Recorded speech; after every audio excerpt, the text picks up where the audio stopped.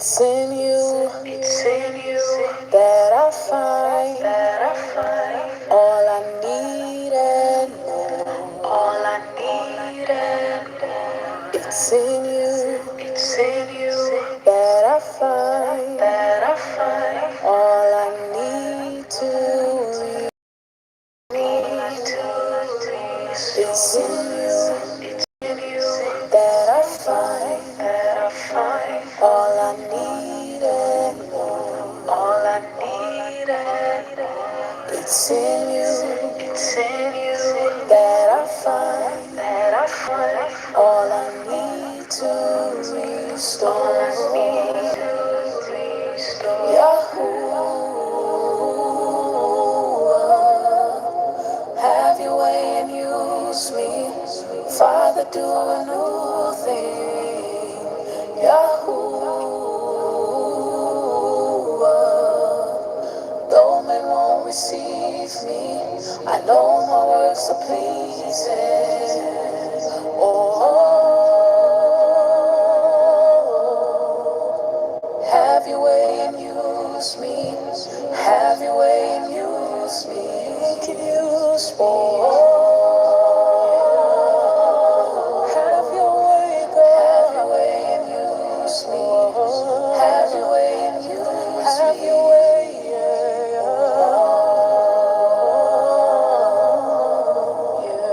Have your way and use me. Have your way, yeah. Have your way and use me. Have your way, yeah. Have your way and use me. Come in this place. Have your way and use me. Consuming fire.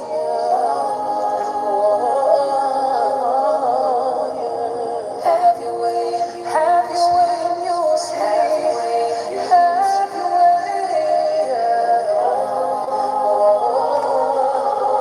You can have your way. Please use me. Please use me. Yeah. You can use me. Yeah. All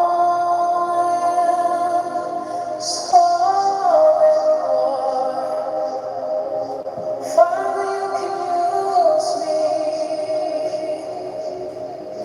Yeah. My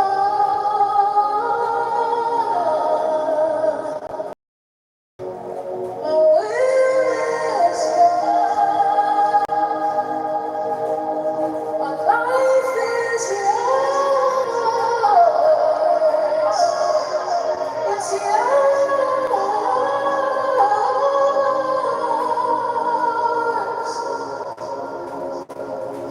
Oh, it's yours. It's yours.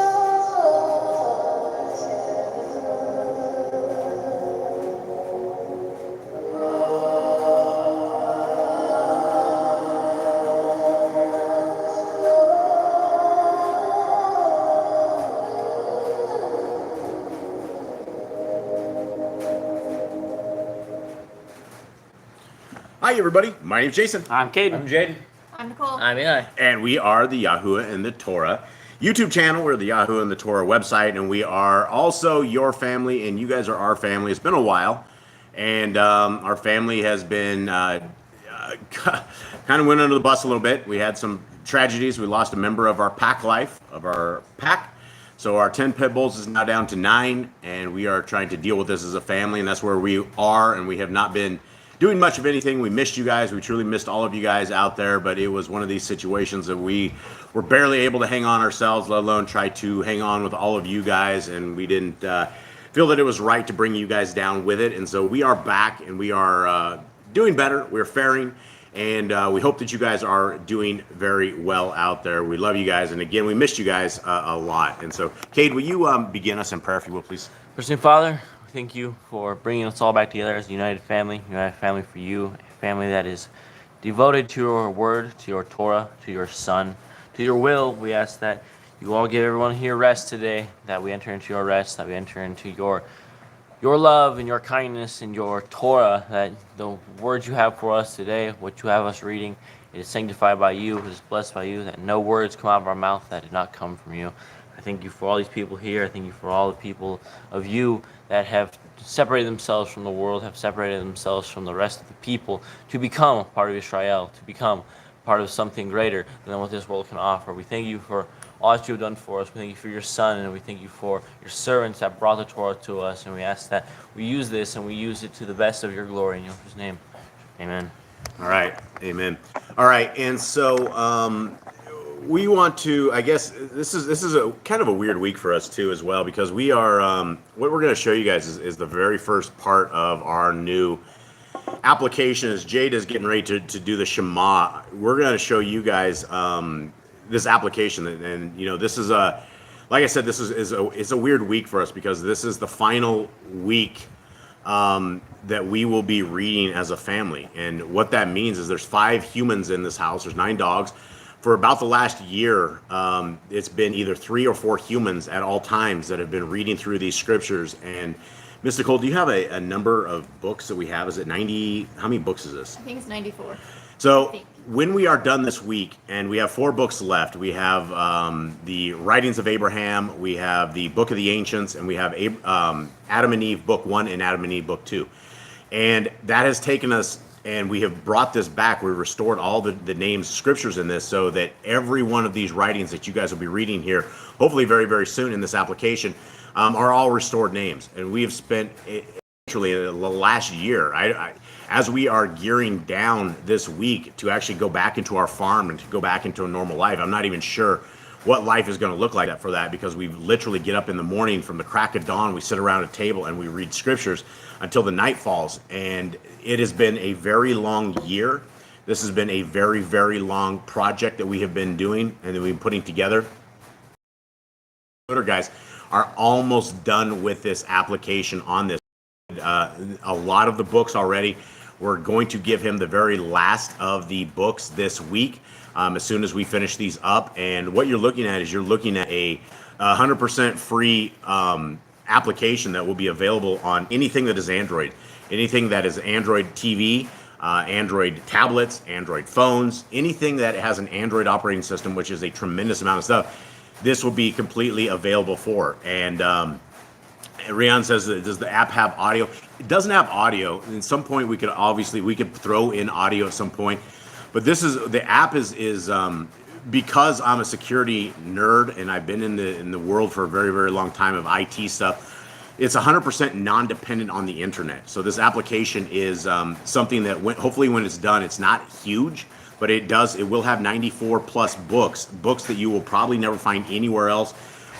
In one place. And as you can see from the program right here, this is what we have right here, right? And when the program first comes up like this, it shows, you can have, what you see is our basically hero Yisrael, the Shema.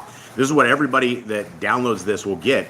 And if you can see here, what we're going to do next is the Torah commands right there. And so right at the very beginning of this, and for those of you guys who have been with us on this channel, these should look very familiar to you guys, because these are the same Torah commands that we read every Shabbat. And so, Jade, read our Shema to us, if you will, please. Hear, O Yisrael, Yahuwah, our Elohim, Yahuwah is one.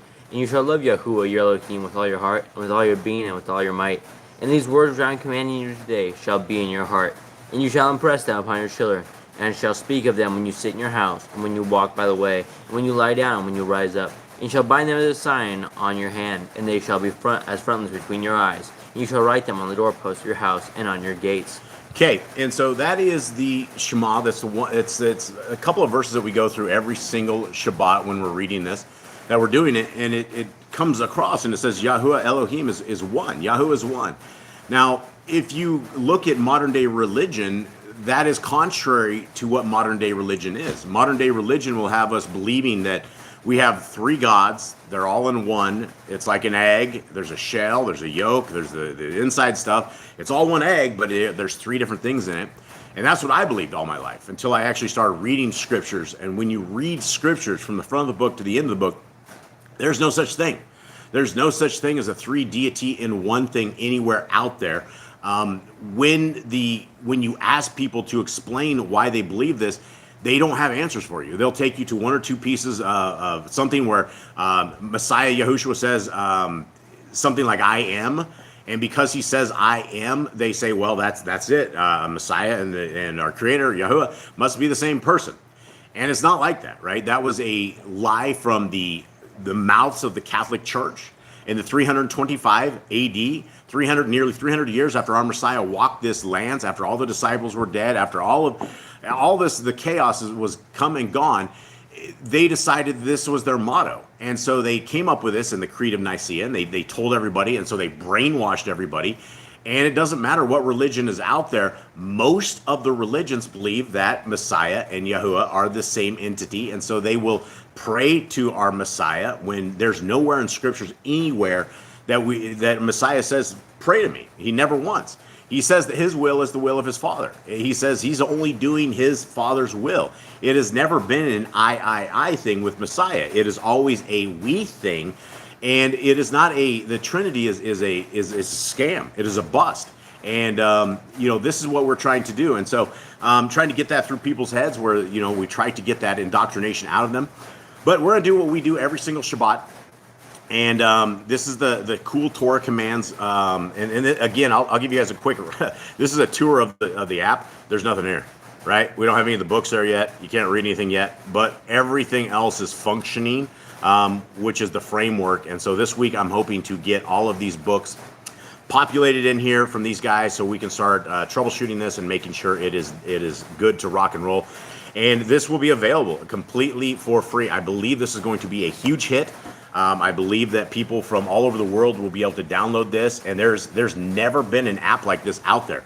The Sefer has a kind of an app, but their translations are completely bad. They're just really, really, really bad.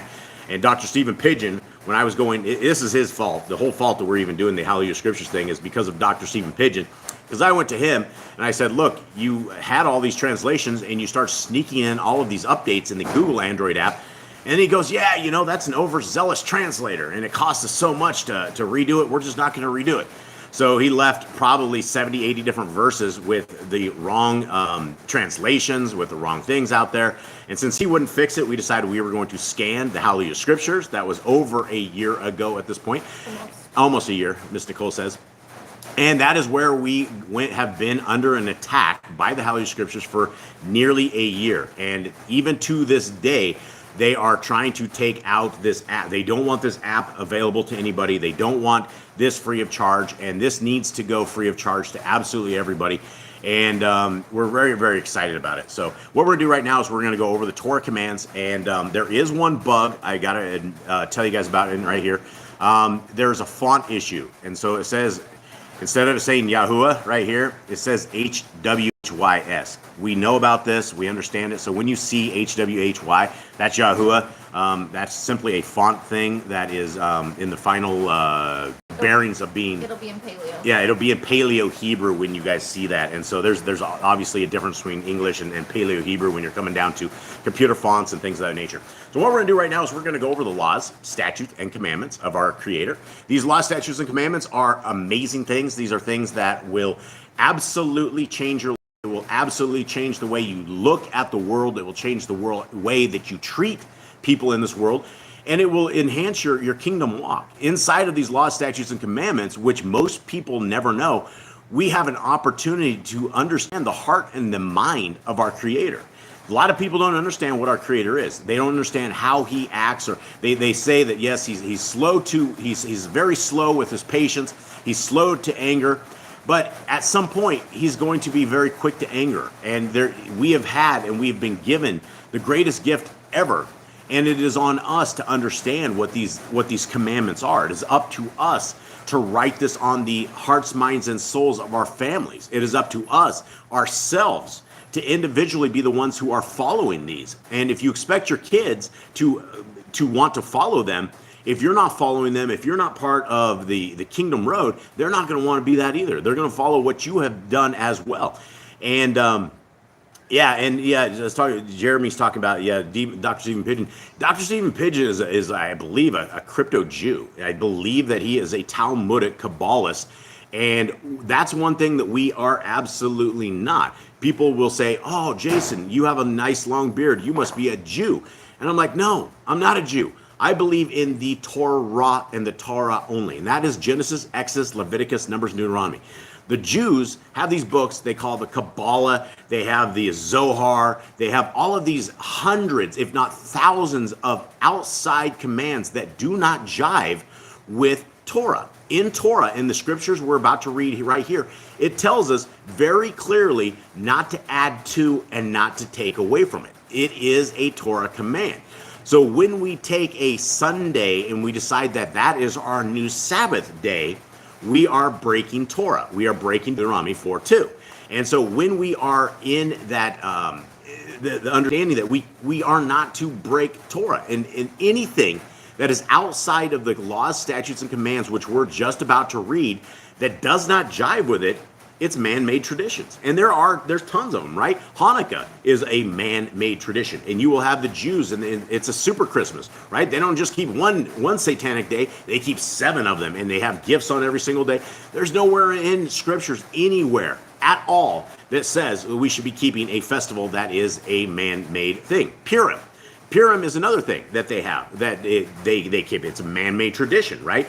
The days of Esther and the days of Hadassah. And those days, they decided to celebrate, they didn't get annihilated when they were about to get annihilated. And so now every year, everybody keeps this, right? It is all traditions of men. We have festivals. We have appointed times. We have days that we are supposed to be doing what our Creator has. One of them is today, the Shabbat. All right, so let's get through this real quick. All right. Actually, not real quick, but let's just go slow and steady and let's hear, because there's a lot of people that will hear this for the very, very first time on this channel. And so, gentlemen, let's begin. Be fruitful. Multiply. Replenish the earth. Subdue it, have dominion over the fish, fowl, and every living creature. The herb bearing in every tree is for food. Man and woman should build their own families. Master sin. Every clean moving thing that lives shall have food for you. Do not eat the blood. Walk before me and be perfect. God Yahuwah's covenant, laws, statutes, and commandments. 53 times, over 53 times, friends. This is reiterated right here. I go over this, but there is a reason why this was reiterated over 53 times, to guard the laws of our Creator. Not so you can toss it on the cross and you can eat pork on the wrong day of worship. 8 days old. See? The way of Yahuwah. Remember Yahuwah's name for all generations. Keep the Passover, Pesach. The feast of unleavened bread, festival of matzah. There's one Torah, law for the stranger and the Abram. Sanctify all firstborn to Yahuwah. There are no mighty ones before Yahuwah. You shall not make graven images. Do not bring Yahuwah's name with naught. Keep the Shabbat. Honor your parents. Do not kill. Do not break wedlock. Do not steal. Do not make false accusations against your neighbor. Do not covet anything of your neighbor. Do not make an altar from a rock that a tool has touched. Do not go to the altar by the steps. If a man steals cattle, he shall restore it 5 times. Yahuwah's Torah, laws for criminals. Do not lie with beasts. No sacrifice to other Elohim. Do not oppress the stranger, fatherless, or widow. Do not charge your brother interest. If you borrow your neighbor's raiment, return to him before sunset. Do not curse the ruler of your people. Do not eat what is torn of any beast. No false reports. Do not follow a multitude of evil. Do not judge unrighteously against the poor. Bring back your enemy's cattle from find going astray. Help the animals of your enemy. Stay away from rumors and gossipers. Take no bribes. Do not oppress a stranger, love the stranger. Give your land rest in the 7th year. Do not mention any pagan names. Keep the feasts of Yahuwah. Do not kill your goat in his mother's milk. Obey the messenger Yahuwah sends before you. Do not bow down to other Elohim. Serve Yahuwah. Make no covenant with other Elohim or outsiders of the land. Do not make or use this anointing oil on a normal person. Do not make or use this perfume on a normal person. Do not eat the fat. Do what you say you are going to do. Return what is your neighbor's. Obey Yahuwah's dietary laws. Women's time of separation. Obey Yahuwah's hygiene laws. Keep the day of atonement, Yom Kippurim. Do not uncover the nakedness of your family. Woman's sister for a wife. Do not lie with a woman for uncleanness. You shall not sacrifice your children to Moloch. Do not be a sodomite. Be Kodesh. Do not reap the corners of your field. Do not deal falsely or defraud your neighbor. Do not lie or be a liar. Pay your workers for the day's wage they are due. Do not harm the disabled. Do not endanger your neighbor. Do not hate your brother. Rebuke your neighbor for his sin. Love your neighbor as yourself. Do not diverse your cattle. Do not mingle your seed. Do not mingle linen and wool. Do not lie with a taken woman. Do not eat the fruit of the trees for 3 years. Do not round. Do not practice sorcery. Do not cut yourself for the dead. Do not round your beard or the corners of your head. Do not. Where are we at? 88. 88. Well, it's because Kate actually skipped one, so I was jumping around. I was trying to catch them all in there. So it's we are to the point. Do not cut yourself for the dead. Did I do that one? Do not Yeah, get we're tattoos. on 88, yeah. 88. All right. Next, All right, gentlemen. do not prostitute your daughter. Do not defile your temple. Do not insult the medium. Respect your elders.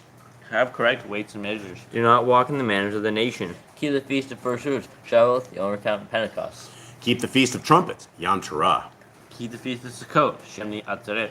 If you blaspheme the name of Yahuwah, you shall be put to death. If you kill your neighbor's animal, you must give him another. Repay injury for injury. Honor the Yobel. Confess your sins to Yahuwah and repay who you have trespassed against. The Torah of being a Nazir. Wear tzitzits on the four corners of your garments. The law of whoever touches a corpse. Follow Yahuwah's Torah, law of inheritance. The Torah, law of keeping your oath to Yahuwah. Do not add or take away from the word. Guard your soul. Learn to fear Yahuwah. You shall love Yahuwah with all your heart. Bind the Torah laws upon your hand and the frontlets between your eyes. Write the laws on your doorposts. Do not tempt Yahuwah. Do what is right and good in the sight of Yahuwah. Do not be afraid of your enemies. Remember Yahuwah. Circumcise your heart. Cleave Yahuwah. Swear by his name. Destroy graven images. Do not make an idol of Yahuwah as the pagans do to their Elohim. Rejoice in all Yahuwah has blessed you with. Do not do what is right in your own eyes. Do not hearken to the words of the false prophets. Do not make any baldness between your eyes for the dead. You shall not eat any abominable thing. You shall give to a stranger of clean food that dies of itself, but you shall not. Give tithe of your increase of seed year by year. Laws of the end of the 7-year lease. Do not borrow from the nations. Do not harden your heart, nor shut your hand from the poor. 3 times a year, all males shall appear before Yahuwah. You shall make judges and officers at your gates. Do not plant Asheroth poles near the altar. I see 2 or 3 witnesses. Hearken unto the prophet Yahuwah has chosen. The prophet test of Deuteronomy. Do not remove your neighbor's property line. How to deal with false witness among Torah keepers. The first child is to get all portions. If your brother's colored clothes are lost and you find them, you must return them. A woman should not wear what pertains to a man, nor a man wear what pertains to a woman. If you find a bird's nest with the mother, and the babies or eggs, take the babies, but not the mother. If you build a new house with a flat roof that they'll be lived on, you must put a railing around it. Do not be a prostitute. Do not use dirty money. The law of divorce. Do not take You on to his house, he has your payment. He is bringing it to you. That was his pledge. Do not oppress a hired servant that is needy. Every man should be put to death for his own sin. Do not go back to the forgotten sheep in the field, leave it for the stranger, fatherless and widow. Do not muzzle your ox when he treads out grain. If your brother dies and has a wife, and name the firstborn after your brother. At the end of 7 years, you are to read the Torah at the Feast of Sukkot. All right. So that is it, guys. These are these laws, statutes, and commandments that most of the world don't know about. And again, I want to, I guess, throw out my excitement about this app that we have. That is, there's no such app out there anywhere. That the very first thing that people can do is click on Torah commands, right? And they get all this kind of stuff. So as this app is released, guys, if you guys can keep us in prayer that Yah's will be done, and this application, I mean, it really, it's one of these things that could, it could really change the world if Yah's willing to let it change the world, because this could get the restored names into people's hands. It's completely free of charge. It's just, everybody in the world has Android apps. There's a lot of people I know have iOS stuff and Apple stuff, and that is coming at some point as well. But the majority of where we can get to people immediately right now is we can get scriptures into people's hands. They don't have to. Everybody, even the homeless people nowadays, even have phones and all these kind of things like that. So I think everybody has these kind of things. And so this is going to be very, very exciting. And as this progresses, please keep us in prayer for all of this. All right. Now we're going to go into a little bit. Eli, grab me into the summary, right? Summary. Yeah, go in the summary first. You Yeah. want to say hi to everybody? Oh yeah, let's say hi to everybody. Miss Nicole, sorry, I was just running my own thing here. So, Miss Nicole, who do we have in here? Who's our family that we have in here now and in the future? And let us go. So right now we have Brother Glenn Brother and Glenn, his wife Morena. Morena, much love. Graham is here. Grandma, much love. Jeremy, cover to cover with Jeremy Pierce. Awesome. Jeremy's a stallion. He's an awesome dude. Joanna, Joanna. Yay. Honeymoon Stitch, which Honeymoon is Stitch. Brian. Brian? Yep. Hey, what's up, Brian? What's up, bro? Zachary Z and Rhiannon. Slagger family, what's up, guys? Much love. Carla. Oh, Carla, and say hi to Joey, our dear sister Carla. We missed you guys. We missed all of you guys. We really did. Jeannie, Not of This World. Jeannie. Joanna. Hi, Joanna. We have a new name. Her name's Rosie Chica. Hi, Rosie Chica. And our sister Annie's here. Annie's here? Anne's Sister here. Annie here? Yep, Anne's wow, Sister Annie's here. Wow. And Philly. Philly. And maybe Ty. And Ty's here too. What's up, Ty? What's up, guys? Much love. I think I got everybody. If I missed anybody, I'm sorry, but I think I got everybody. Yeah, wow. That's some. Mama CA. Rihanna's mom is here too. Yeah, Rhiannon's mom. Hey, much love to you. Yeah. That's it. Oh, wow. This is amazing. Yeah, we really missed you guys. We really, really did. It was a sad Shabbat last Shabbat, and we're getting there. But you know, there's nothing like having family through all of this stuff, and we had a lot of outside hugs from you guys, and we really, really appreciated it. And we loved y'all, and we love y'all, and we really, really do appreciate you guys. All right, so since we are getting into Exodus, and considering it took us nearly a solid year on Shabbats to get through Genesis, 50 chapters, took us 52 weeks in the year.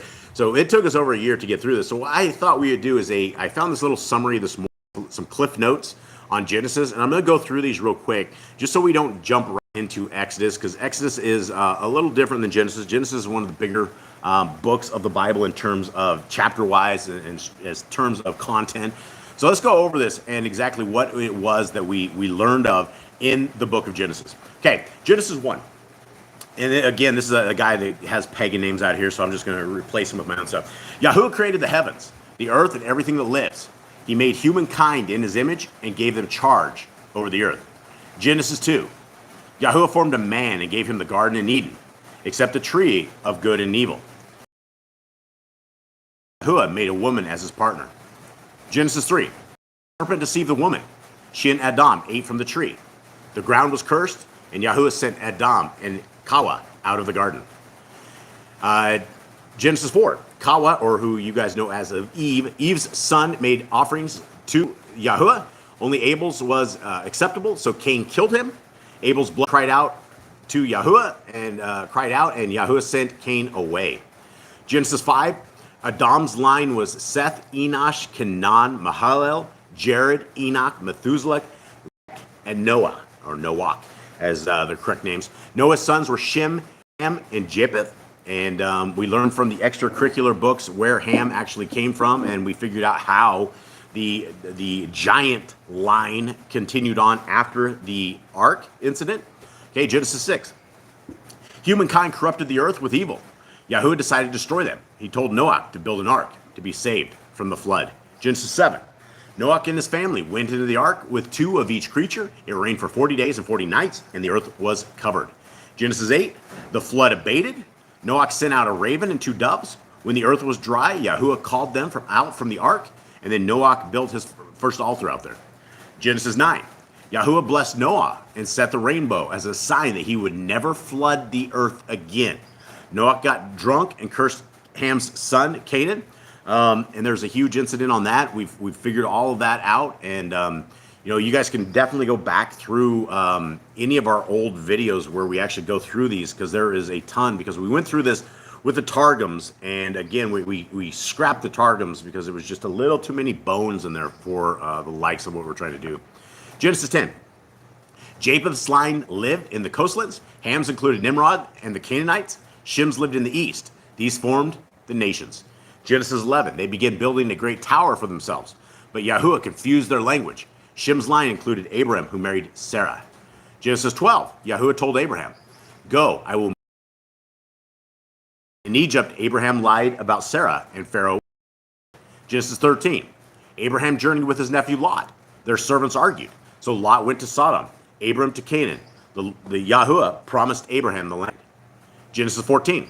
The kings went to war and took Lot captive. Abraham rescued Lot. Melchizedek blessed Abraham, and Abraham gave him 1/10 of everything.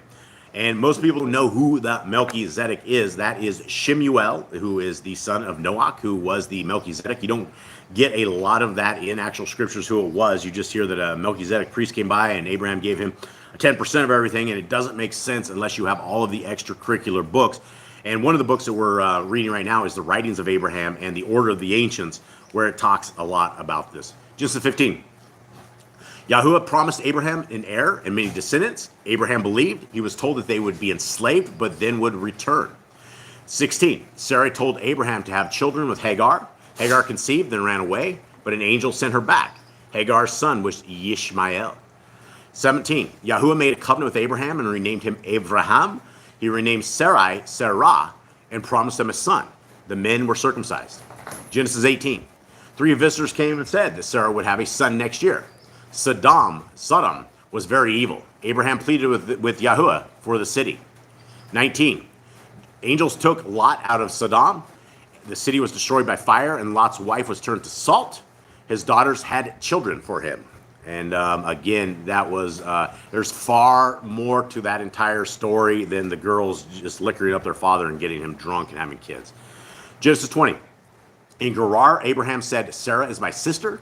King Abimelech took her, but YHWH warned him in a dream. He restored Sarah to Abraham. Genesis 21, as promised, Sarah had a son, Isaac, Yitzchak. She had Hagar and Ishmael sent away, but YHWH preserved them. Abraham and Abimelech made a treaty. Genesis 22, YHWH told Abraham to sacrifice Yitzchak, and Abraham obeyed. An angel stopped him. Then YHWH provided a ram instead and blessed Abraham. 23, Sarah died in Kiriath Arba. Abraham asked the Hittites for a burial site. He bought a cave from and buried Sarah there. And this was another one of these amazing parts of the entire scriptures where our Creator had already given Abraham all of this complete land and everything he had already been stepping on, but yet this guy was so humble that he got on his knees to the children of Keth and to the people of Kiriath Arba, and he asked them, he said, please let me pay you full price for this cave. I don't want anything. And they were willing to give him this, but Abraham was such a honest individual that he went and he got on his knees to him in obeisance. Okay, 24. Abraham's servant went to Nahor to find a wife for Isaac. He met Rebekah by the well. She went back with him and married Isaac. And again, there's a tremendous amount of more stories on that entire situation when you bring the extracurricular books into it. And for just basic understanding, it's a good understanding, but there is just a lot more to the entire Isaac and Rebekah story. 25. Abraham died and was buried with Sarah. Isaac and Rebekah had twins, Esau and Jacob. Esau sold his birthright to Jacob for a meal. And again, it's one of these things that it doesn't make any sense. This guy has a bowl of lentils, and he comes in and he's like, hey, sell me your birthright. Nobody in their right mind is ever going to do that, right? It doesn't make any sense unless you understand that Esau had just gone and killed the greatest king who had ever walked the earth, which was King Nimrod. He just shot him and cut off his head. And he was a dead man. He was a dead man walking. There was no reason for this guy to even be alive. And he probably wouldn't be alive in the next 2 days, because when they figured out that he was the one that killed the king of the earth, Nimrod, they were going to kill him. So he went and sold his birthright. Probably a bad idea, but it was ordained by Yah. And so they sold it to him. And so those are the extra things that you get in the extra books. Genesis 26. In Gerar, Isaac lied about Rebekah. He grew so rich that Abimelech sent him away. He dug wells, and at Beersheba, YHWH blessed him. 27. Rebekah and Jacob tricked Isaac into giving Jacob his blessing. Esau vowed revenge, so Rebekah told Jacob to go to her brother Laban. 28.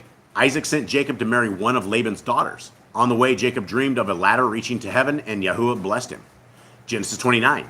Jacob worked for Laban 7 years to marry Rachel. But Laban gave him Leah and made him work 7 more for Rachel. Leah had sons.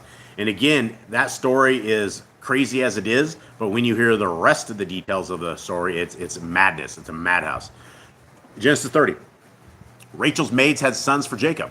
Then Leah's maid. Then Leah finally, Rachel had a son. Laban allowed Jacob flocks as wages to stay. 31. YHWH told Jacob to return home. Jacob left in secret, and Rachel took Laban's idols. Laban chased Jacob, but they made a treaty. Kind of made a treaty. When you get to the rest of the books, you will see that Laban sent his kids on to Esau to get Jacob completely owned. So, and Laban was cursed for that as well. Genesis 32. Jacob heard that Esau was coming to meet him. He was afraid and sent gifts. That night he wrestled with a man who renamed him Yisrael. Esau, 33. Esau and his men arrived. Jacob bowed down, but Esau ran to embrace him. Jacob settled near Shechem and built an altar. Genesis 34, Shechem raped Jacob's daughter and asked to marry her. Jacob's son told him to circumcise his men. Then Shimeon and Levi killed them. And again, there's a tremendous amount more to these stories that in the extracurricular books. Genesis 35, Jacob went to Bethel, and Yahuwah renamed him Israel. They journeyed on. Rachel having Israel's 12th son. Isaac died in Hebron. 36, Esau's sons were Eliphaz, Reuel, Jeush, Jalem, and Korah. Esau and his family moved away to Seir. They became the Edomites. Genesis 37, Joseph was Israel's favorite son. He had dreams, and his brothers were jealous, so they sold him. He was bought by Potiphar in Egypt. Again, tremendous amount of more details along the way. 38, Judah's son and Onan died, leaving Tamar a widow. Judah sent her away, but she put on a veil, and he slept with her. She had twins. And again, that's a very cliff-noted segment of this. So much more in all of that entire situation. Genesis 39. Potiphar put Joseph in charge of his house. His wife tried to seduce Joseph, then lied about it. So Potiphar put Joseph in prison. Genesis 40. Pharaoh put his cupbearer and baker in prison. Joseph interpreted their dreams. The cupbearer was restored, but the baker was hanged. 41. Pharaoh had a dream and called for Joseph to interpret it. The dream predicted a famine. Pharaoh put Joseph in charge of all Egypt. Genesis 42. Joseph's brothers went to Egypt to buy grain, but didn't recognize him. He kept Simeon in prison and sent the rest to fetch Benjamin. 43. When the grain ran out, Joseph's brothers went back to Egypt with Benjamin. Joseph invited them to his house and gave them a feast. 44. Joseph hid his cup in Benjamin's sack, then sent a steward after his brothers. Judah offered himself as a slave instead of Benjamin. 45. Joseph told his brothers who he was. They were afraid, but he told them, Yahuwah sent me here. His brothers went to fetch their father. 46. Yisrael sent out with all his household. Yahuwah told him not to be afraid. Israel and all his family came to Egypt, and Joseph met him. Genesis 47. Pharaoh allowed Joseph's family to settle in Goshen. The famine continued, and the Egyptians sold all they had to Pharaoh for food. And Genesis 48, Jacob became ill. Jacob blessed Joseph's sons as his own, putting Ephraim and Manasseh. 49. Jacob gathered his sons and blessed each of them. He charged them to bury him with Abraham in the cave in Canaan, and then he died. In Genesis 50, Pharaoh allowed Joseph to go and bury Jacob before Joseph died. He said that Yahuwah would lead his people back to the promised land. Okay, and so what we are doing today, guys, is we are into the book of Exodus. And so this is the second book of the Torah. And so we are going to be reading it with the Septuagint. And so this is a Septuagint version that we have right here. And it's a little bit different than the Targums, but it's very, very close to the same scriptures that we all read and we all know. So we're only going to put this up on top so we have just a litmus test of what we're reading here and make sure all of these translations are roughly the same. But Grant has a question. Yep. Does it say anywhere that Tamar was the daughter of a Levite? Tamar was the daughter of a Levite. What do we got? No, she was a daughter. I think she's like either a granddaughter or great granddaughter of Shem. Yeah, so that was so I don't think it was Tamar who? Tamar. The Judah's the girl that. She's a Canaanite. No, Tamar wasn't Canaanite. No, Tamar wasn't the Canaanite. It said, No, she was legit. It was in one of the books of Jasher. She was like one of the. She's either granddaughter, great granddaughter of Shem. Yeah, I think it was a real close line on that. She definitely was not from the nations. I think she was like the daughter of Eber. Daughter of Eber. Yeah, so that's a good question, Graham. We could probably find that for you here real easily here in a bit. All right, so here we are, everyone. So at the top is this is the Septuagint, and Miss Nicole went through Exodus yesterday in this version, and also the which version did you go through? Masoretic text. The Masoretic text. And it's all virtually the exact same. And so let's begin Exodus 1. And Mr. Cole, is there anything else happening in the chat room? Bobby Z just joined. Hey, what's up? Chris. And then also, I don't know. It's in Spanish, I think. Spit it out. Or That's Italian or something. I don't know. it's Jesus Christos, his Jehovah Sabaoth, I think. So Jesus Somebody- Christ, what? It's is Jesus Christos. Is that his name? It's a HISOUSKRISTOS. It's not exactly. It's not Spanish. Is this a message or a person? this As a is a person. person. That's Oh, the name. So well, much love to you there, Jesus Christos. and then Sylvia just joined in. too. Missy Works. Much love to you, Sylvia. Good to see you, dear sis. Much love. All right, so let us continue on into Exodus 1, and we will continue on with the Torah. And this is the Torah that we're supposed to write on our hearts, minds, and souls. All of these kind of these stories and all of these situations, everything that we're putting here, this is our history. This is our guide to life. And a lot of times we don't need to fall into the same kind of problems that all of our forefathers fell into, because we have their examples and we know how they made it and we know how they got through there.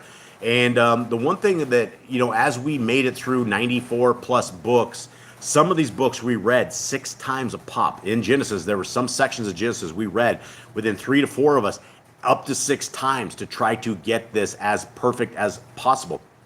But there is there's no place outside of the Torah that you're going to find this kind of information, this kind of rules and regulations and the things that we can govern our life by. And we've been sold a kind of a flavorless Kool-Aid of religion when it comes to religion in general. And that flavorless part of religion is that it's a mercy religion. There's no real rules or regulations because the rules have been nailed to the cross. They don't mean anything to us anymore. And that is watered down Kool-Aid with no sugar. It's just a terrible tasting drink that has no fluidity to it at all. And when we read scriptures, it becomes very, very clear that all of this, the scriptures that we're reading, are very, very important to all of us. And the kingdom walk, the walk to get to the kingdom, isn't a set and forget. It's a lifestyle change that we have to have. And it all begins with that step, keeping Shabbat, keeping the laws, keeping what our Creator wants, getting in covenant with Him.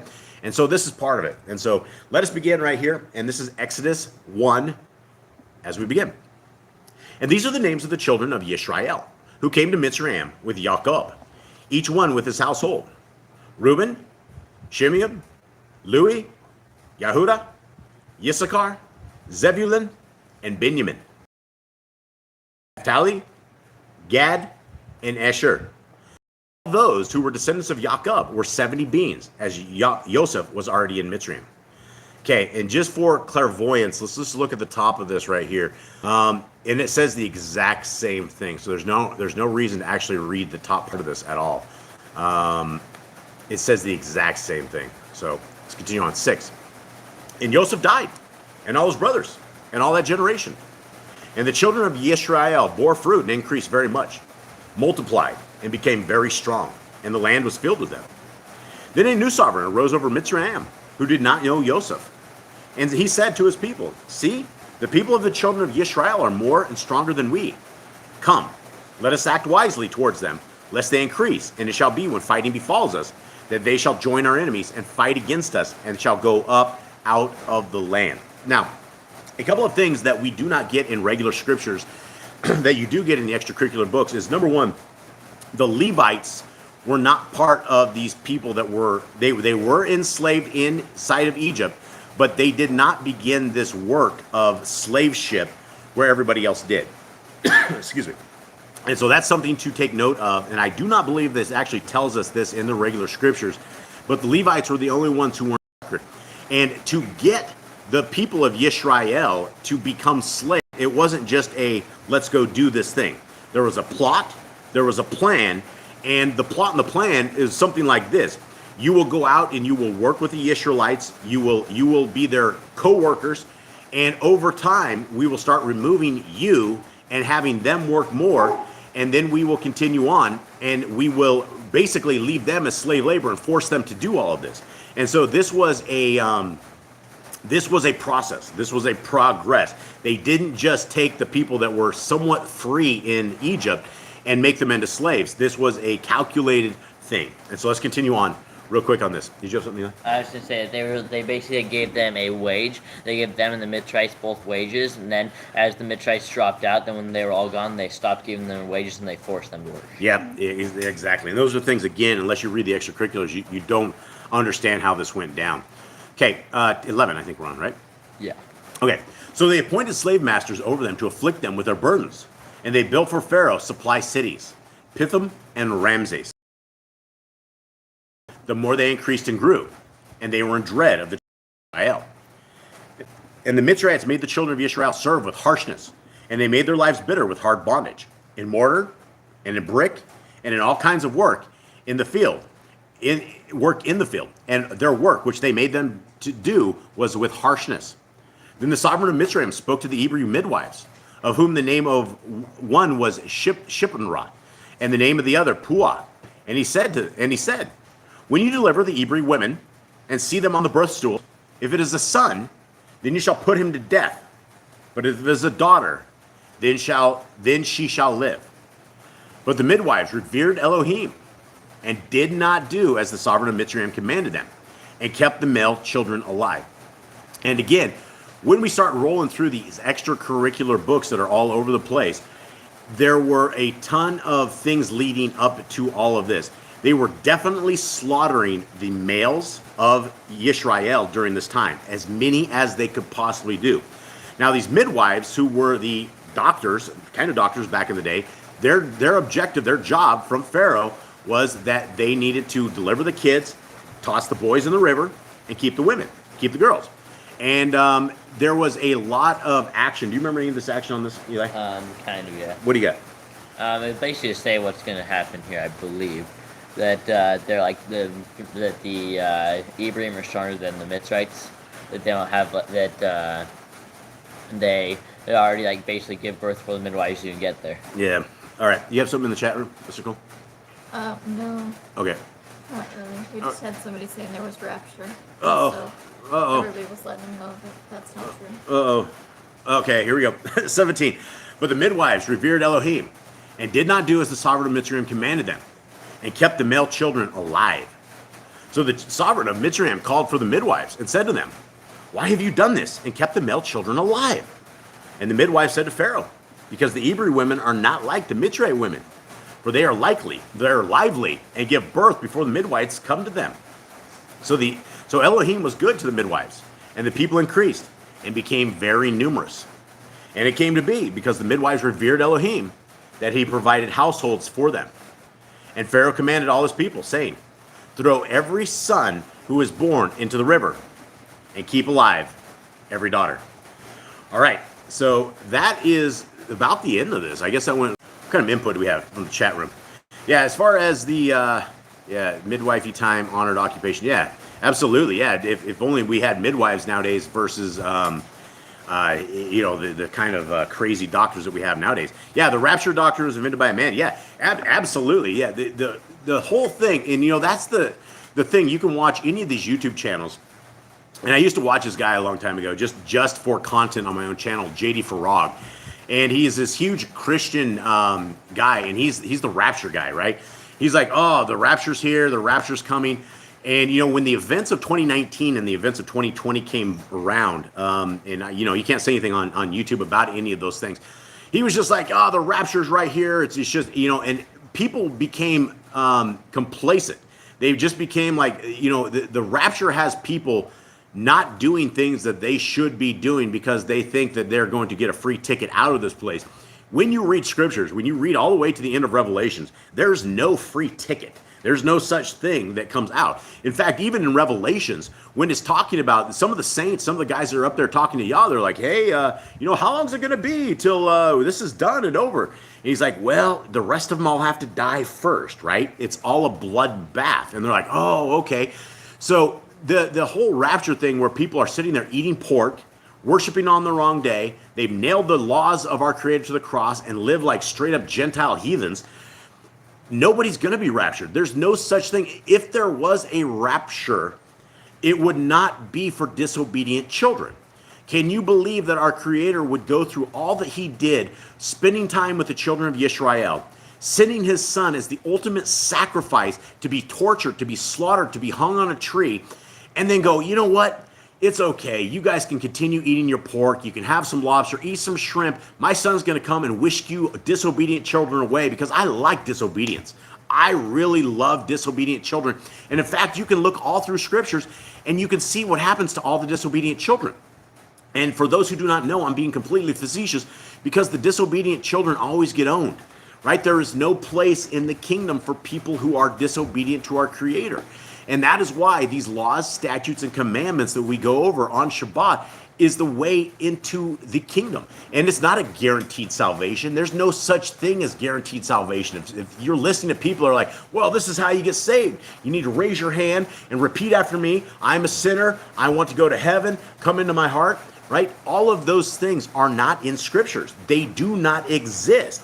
And so all of these Romans road to salvations, which the Christians will sit there and preach and teach, that's not real. If your God, your lowercase Elohim is Shaul, brother Shaul, and you have put everything that you have on a few of his letters that were not to you, to a time that was not to you, to an assembly that was not to you, to people with problems that were not you, and you decide that you are going to make that doctrine, this is your fault. Don't go blaming Paul when you end up in hell because you believed somebody, a man, other than our Elohim Most High. Our Elohim Most High says, obey my laws, statutes, and commandments for all time. I will be your Elohim. You will be my people. That's it, right? There's all these other things and the ways to get to the Shamayim, the ways to get to heaven, the rapture. It's not real. And if we would just sit down and read this scriptures and read it with a clear heart, with a clean heart, with clean hands, and put away all of our past indoctrination, put away all of our past programming of religion, and come to our Creator, that's where I think that salvation is able to be found. But it's definitely not sitting in a 501c3 church on a Sunday, going to a pork potluck at the end of it and eating unclean food. And so, guys, I think that's it. I think we are going to end this. Before we do that, Jade has a Aaronic blessing. And just like back in the days when Moshe told, Yah told Moshe and Aaron to bless the people of Yisrael in this way, we would also like to bless you guys in this same way. Jade, please read this with us. And Yahuwah spoke unto Moshe, saying, Speak unto Aaron and unto his sons, saying, On this wise you shall bless children of Israel, saying to them, Yahuwah bless you and guard you. Yahuwah make his face shine upon you and be gracious unto you. Yahuwah lift up his countenance upon you and give you peace. And they shall put my name upon the children of Israel, and I will bless them. Okay. All right, guys. If you guys have any prayer requests or anything, stick it in. There's an email in the bottom of the description of this. If we can pray for you at all, we are definitely happy to pray for you guys. We love you all very much. Please keep us in prayer throughout forever. We need you guys as much as you guys need us, and we love you all. And thank you guys so much for everything, guys. All right, and the dogs are going to go at it. We'll just apologize right now before they go at it. We didn't know if they'd go at it. Eli, hit it. Hit it, Sam.